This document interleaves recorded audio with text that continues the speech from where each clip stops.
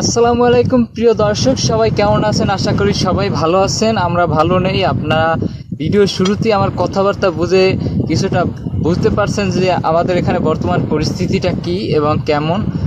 এখানে বর্তমানে খুব বাতাস চলছে আর গত দুদিন ধরে খুব ভারী বর্ষণ হয়েছে। তবে যেহেতু মরুভূমি প্রবণ এলাকার আমাদের এলাকায় একটু উঁচু এলাকায়, সেক্ষেত্রে এখানে পানি জমেনি। সেক্ষেত্রে আপনাদেরকে সেরকম ভয়াবহভাবে কোনো চিত্র আমি আপনাদের সামনে উপস্থাপন করতে পারছি না।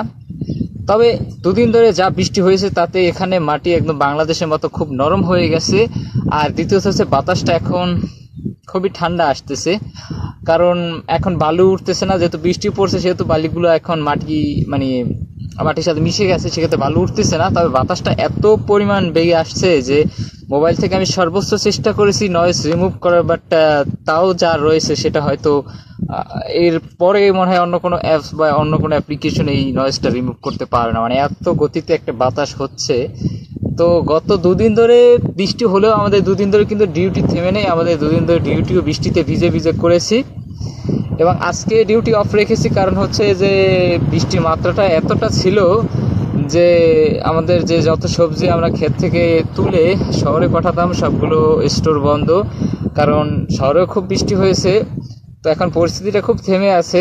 আগামীকাল হয়তো পরিস্থিতি নিয়ন্ত্রণে আসবে, খুব ঠান্ডা পরিস্থিতি একটা হবে। যেহেতু এখন মেঘ পরিবেশটা অনেকটাই কমে গেছে, শুধু বর্তমানে বাতাস আছে। আর কিছুক্ষণ আগে আমি বেরিয়েছিলাম রুম থেকে পুরো ক্ষেত খামারটাকে একটু পরিদর্শন করার উদ্দেশ্যে। তো পরিদর্শন করে যা দেখলাম তাতে এখনই কাজের উপযোগী। তবে এখন কাজে আমরা নামছি না, কারণ এখন যদি আমরা ফসলটাকে তুলি তাহলে সেটা নষ্ট হয়ে যাবে এবং কালকে মার্কেটে ডিমান্ড থাকবে কি থাকবে না সেটা জানি না। তবে রাতে আমরা ডিমান্ড জেনে পরবর্তীতে কালকে সকালে হয়তো কাজে নামবো। কাজে নেমে ক্ষেত খামার থেকে যা যা শস্য সেটা তুলে আমরা মার্কেটের উদ্দেশ্যে পাঠিয়ে দেবো। তো সৌদি আরবে বর্তমান আপডেট হচ্ছে যে মেঘাচ্ছন্ন বৃষ্টি। আমি সৌদি আরবের রিয়াদ শহর থেকে এই খবরগুলো প্রকাশ করছি। তো অন্যান্য শহরে কেমন হচ্ছে জানি না, দুবাই, কাতার, ওমান এগুলো হয়তো বন্যা হতে পারে। এখানে অবশ্য বন্যার মতো কোনো পূর্বাভাস বা কিছুই নেই, তবে কিছুটা বন্যার মতোই ছিল। তো এটা বর্তমানে বলতে গেলে যারা বাংলাদেশি, আমি একজন বাংলাদেশি, তো আষাঢ় মাসে যেরকম দু একদিন ধরে বৃষ্টিপাত হয়, তো এখানেও ঠিক সেরকম বৃষ্টিপাত হয়েছে। তো বর্তমানে যা দেখা গেল যে সৌদি আরবের আবহাওয়াটা আজকের দিনে যা থাকার কথা সেটা বাংলাদেশে আছে, আর বাংলাদেশে আবহাওয়া যেটা আজকের দিনে থাকার কথা সেটা সৌদি আরবে আছে। হয়তো বৈশ্বিক উষ্ণায়নের একটু পরিবর্তন, আমি কাল্পনিকভাবে বলছি।